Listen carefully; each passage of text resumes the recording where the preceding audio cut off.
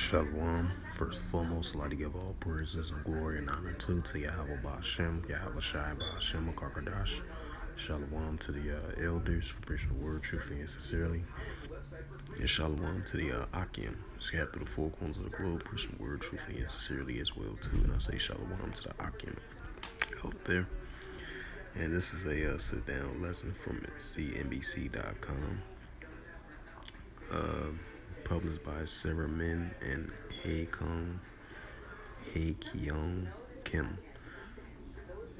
And this was updated Wednesday, September 13th, 2023 at 4:19 p.m. Eastern Time. The Dow Jones slipped a second day after August's slightly hotter core inflation rating live updates. The Dow Jones Industrial fell Wednesday as traders absorbed a hotter than expected core inflation print. The Dow fell about 70.46 points or 0.20% to 34,575.53 for the second straight decline. Meanwhile, the S&P 500 was up 0.12% to 4,467.44, and the Nasdaq Composite added 0.29% to 13,813.59. 3M was the biggest lagger. The 30 stock Dow dropped more than 5.7 points. The Caterpillar shares lower by 2%. Meanwhile, Apple shares declined more than 1%, falling for the second day. On the other hand, tech gains helped a lift of the S&P 500 and the Nasdaq.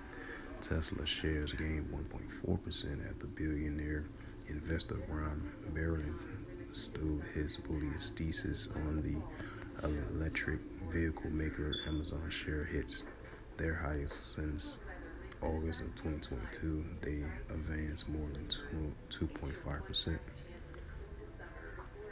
August core inflation print and the consumer price index increased 0.3% and respectively 4.3% respectively against the estimated for the 0.2 and 4.3. Federal Reserve officials focusing more on the core numbers as it provides a better indication of whether inflation is heading over the long term. Meanwhile, the headline numbers rose to 0.6% last month and wraps up a 3.7% from a year ago. Economists surveyed by Dow Jones were looking for a respectable increase of 0.6% to 3.6%. This report interrupts the run of good news and makes it more difficult to talk a happy game about inflation, said Vincent Reinhart, chief in economics of Dreyfus and Mellon. It doesn't matter for the upcoming FOMC meeting. It says results they are not going to act. They have not single action. Market participants does not expect action, and that's because they have shifted down the pace of tightening. If they act now, it will be in November, Reinhart added. The Wall Street mostly priced a pause in rate hikes at the federal meeting next week. Fed funds future price data as of Wednesday morning indicating a 97% probability of rates remaining the same according to the CMA Fed Watch tool. But as of today, we have the Dow Jones slip 70 points in the negatives category to 0.2%.